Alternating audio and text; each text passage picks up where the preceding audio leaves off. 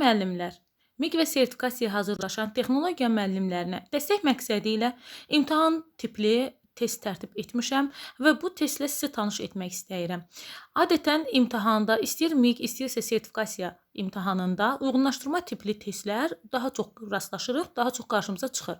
Yəni bu tipli testlər çoxluq təşkil edir.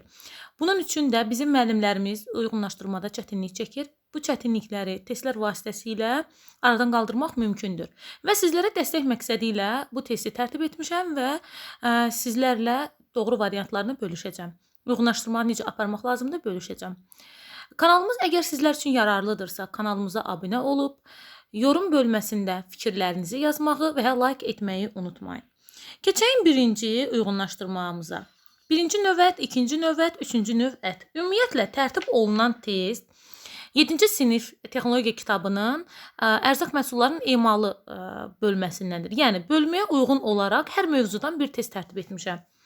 Birinci testimizdə bildiyimiz üzrə ətin mexaniki emal texnologiyasına aiddir. Burada isə ətin mexaniki emal texnologiyasında qoyun cəmdəyinin mətbəx bölmə sxemi verilmişdir. Birincidə boyun idi, 2-də kürəklər idi, 3-də bel ətimiz, 4-də döşət və 5-ci hissəmiz isə arxa ayaqlar idi.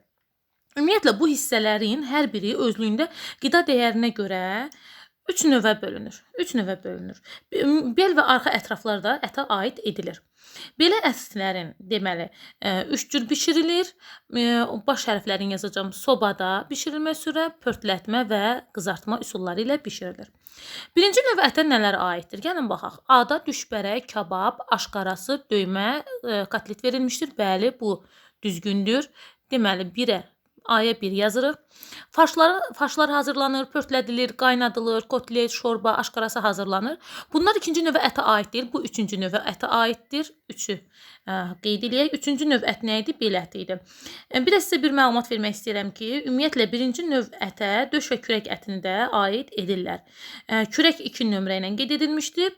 Döş əti isə 4 nömrə ilə qeyd edilmişdir rəsm üzərində.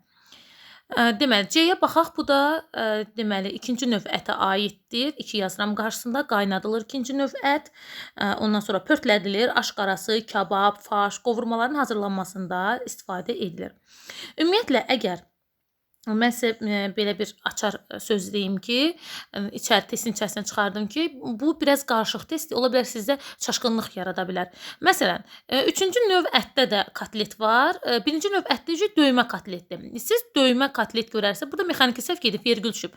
Döymə kotlet görərsinizsə, bilin ki, bu birinci növ ətdir. Və yaxud da ki, düşbərə təkcə birinci növ ətdə qeyd edilmişdir. Farş da deməli, həm 3-ə aiddir, həm 2-ə aiddir. Sonra qaynadılır həm 2-də, həm də 3-cü növ ətə aiddir. Pörtlədilir həm 2-də, həm 3-ə aiddir. Aşqarası həm 3-cü növ ətdə, həm 2-ci növ ətdə bu proses gedir. Kabablar deməli birinci növdə də kabab var, ikinci növdə də. Bu da sizə çaşqınlıq yarada bilər. Farş yenə də qeyd edirəm ki, həm 2-də, həm 3-də vardır. Qovurma isə təkcə, baxın gördünüz, 3-cü növ ətdə heç qovurma adı səslənilmədi. Qovurma isə 2-ci növ ətə aid edilir. Deməli, A, C, B birinci variant doğru hesab edilir. İkincidə isə yenə də bizə qeyd edir ki, uyğunlaşdırın. Burada isə toyuq ətinin bölmə ardıcıllığını biz tapmalıyıq. Toyuq ətinin bölmə ardıcılığı necədir? Şəkli də üzrə gəlin baxaq. Birinci, ayağın aşağı hissələri kəsilir. Çox adam elə bilir ki, bunlar buddur. Bu ayağın aşağı hissələridir. Bunu qarışdırmaq olmaz. Bax, 1, ayağın aşağı hissəsi kəsilir. Daha sonra budular kəsilir. 5, bax bu 5 budular kəsilir. Mən etap gedirəm. Daha sonra qənətlər kəsilir. Qənət deməli 2-dir. Sonra bel hissəsi eninə kəsilib 2 yerə bölünür. Bel hissəsinin eninə kəsilib 2 yerə bölünməsi 4-cü əməliyyatdır. Daha sonra döş uzunluğuna 2 hissəyə kəsilir.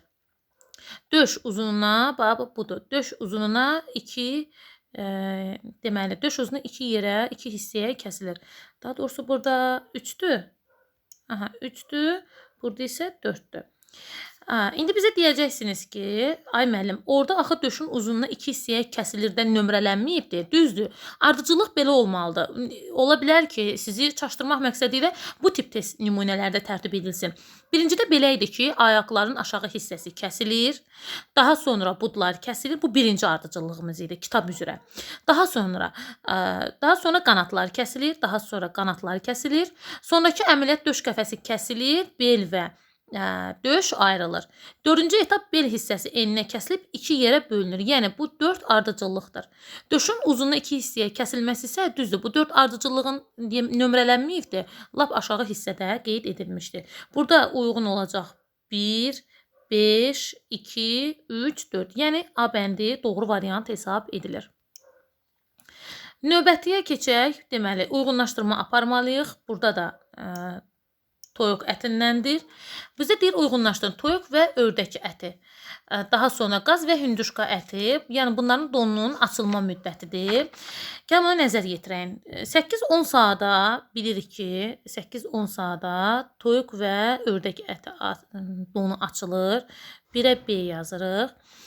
Qaz hündüşka əti isə iri ət olduğu üçün 20 saata açılır. 20 saata deməli 2-yə isə A bəndini yazırıq. Variantlara baxağın. Variantlarda 1-də B, C, A bəndi, yoxsa 2-də B və C, 3-də hamısı. Burada mexaniki səhv olub. C əvəzinə A olmalıydı. A olmalı. Deməli, ikinci test nümunəmizdə ikinci variant düzgün hesab edilir. Deməli, müəllimlər, 4-cü sualımıza baxağın. Toyuq ətinin mexaniki mətbəx emal ardıcıllığını tapmalısınız. Bildiyimiz üzrə mexaniki mətbəx emalı belədir. Birinci donunun açılması. 1. Düzdür. Daha sonra oda verərək ütülməlidir. 3. 2-dir. Daha sonra toyuğun boynunun, belə deyək də, ayaqlarının və qanatlarının kənarlaşdırılması. Deməli, 3-cü etap, 4-cü etap isə içalatının təmizlənməsidir. 1, 3, 2, 4 uyğundur. 1, 3, 2, 4. Burada da A bəndi uyğun gəlir. Daha sonra keçən 4-cü testimizə. Şəkilə əsasən uyğunluğu tapın. Burada bizim şəklimiz var, alt hissəyə düşübdür. Şəkilə əsasən uyğunluğu biz tapmalıyıq. Şəkilə baxanda biz görürük ki, bu balıq mövzusundan olan dərsliyimizdir. Deyir ki, nə deyir? Balığın buxarda bişməsi birinci. Birinci balığın buxarda bişməsi, xeyir. Balığın qızardılması, xeyir. İkinci balığın qaynadılması, xeyir. 2-də də balığın qızardılmasıdır, xeyir. 3-cüdür balığın qızardılması, buxarda bişirilməsi, xeyir. 2-cidir, balığın qaynadılması isə birincidir. Deməli, 3-cü variant doğru hesab edilir. 1-də balığın qaynadılmasıdır, balığın qaynadılması. Daha sonra balığın buxarda bişirilməsi, balığın BB yazırım, yəni balığın buxarda bişirilməsi, daha sonra isə balığın qızardılmasıdır. İndi keçək növbəsiyə, deyir uyğunlaşdırın. Bu da quş ətinin mexaniki mətbəx emalı texnologiyası mövzusuna aiddir. Gəlin uyğunlaşdıraq. Hündüşka, toyuq, balıq. Bildiyimiz üzrə hündüşka necə ət idi? Hündüşka əti olduqca keyfiyyətli qida məhsulu hesab edilirdi. Digər quş əti növlərlə müqayisədə onun tərkibi A və E vitaminləri ilə zəngindir. Az miqdarda da xolesterin var tərkibində. Belə deyək ki, hündüşka əti yüksək keyfiyyətli pəhriz əti də, ərzağı da hesab edilir. Hündüşka ətinin tərkibində təkcə müəllimlər A, E vitamini yoxdur. Həmçinin fosfor var, kalsium, dəmir, natrium, kükürt, kalium, maqnezium, yod, manqan kimi mikroelementlərlə hündüşka əti olduqca zəngindir. Çox gözəl dadı ilə də fərqlənir. Kifayət qədər tərkibində yağlar, karbohidratlar, zülallar var. Məsələn, biz 6-cı sinif dərsliyimizdə vitaminləri keçəndə bizdəki dəlini bitkilərin tərkibində karbohidratları var. Tərəvəzlərin də tərkibində qismən karbohidrat var. Bununla yanaşı hündüşka ətinin də tərkibində karbohidratlarla olduqca zəngindir. Dad keyfiyyətinə görə ümumiyyətlə hündüşka ətini belə deyək də toyuq əti ilə mal ətinin arasında hesab edilir. Orta yağlığa malikdir xüsusiyyəti. Daha sonra digər ərzaqlarla, məsələn, orqanizmə daxil olanda kalsium mənimsənilməsinə kömək edir. Daha sonra zülalla zəngindir. Bu isə həyat enerjisi verir insanlara. Balıq əti ilə məsəl üçün, burada bizim balıq ətimiz də var da. Balıq əti ilə olduğu kimi hündüşka ətinin tərkibi də nə ilə? Fosforla, zəngindir, fosforla zəngindir. Daha sonra toyuq ətinə keçəndə isə toyuq əti də qida ağlına görə hündüşka ətindən heç də geri qalmır.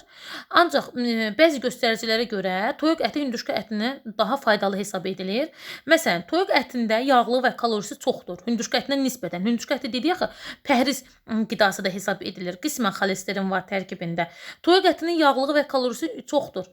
Ümumiyyətlə toyuq ətinin bütün digər quş ət növlərinə nisbətən zülalın miqdarı yüksəkdir.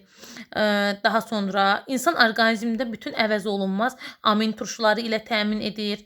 Bundan başqa toyuq ətində mikroelementlər, bax, C bəndində qeyd etmişəm, sink, mis, maqnezium vardır. İndi gəlin hündüşka ətinə keçək. Hündüşka əti nə oldu? Yağ, daha sonra karbohidrat, zülalla zəngindir. A-ya 1 yazaq. Zülallar, mineral maddə, vitamin və fosforla zəngindirsə bu olacaq balıq. B-də 3-dür. Yenə qeyd etmək istəyirəm. Mikroelement, sink, mis, maqnezium varsa bu olacaq toyuq 2. Əziz müəllimlər, burada fosfor sizi aldatmasın. Çünki hündüşka ətində də fosfor var. Əgər fosfor qeyd edilsə də belə, tutaq ki, bura fosfor yazılıb. F-nın baş hərfini yazıram. Siz bundan çaşırsınız, birdən elə bilərsiniz balıqdır. Yağ, karbohidrat, zülal deyəndə, ümumiyyətlə karbohidrat sözünü gördünüzsə, bilin ki, burada əgər ətin tərkibində karbohidrat sözü görürsən, bilin ki, bu hündüşka ətidir. Hündüşka ətində karbohidrat vardır. Daha sonra isə yağlıdır. Dad keyfiyyətinə görə də digər ətlərdən fərqlənir. Burada isə ardıcıllıq necə oldu? Deməli, hündüşka da 1. Deməli, necə oldu? A, C, B. A, C, B. Burada isə ikinci variant düzgün gəlmişdir. Ümidvaram ki, əziz müəllimlər, bu cür uyğunlaşdırma testlər sizlər üçün yararlı olmuşdur. Hər birinizə testlərdə daha yaxşı nəticə, hər biriniz ümumiyyətlə testlərdə daha yaxşı nəticə əldə etmək istəyirsinizsə, aşağıda qeyd edilən nömrələrlə əlaqə saxlaya bilərsiniz.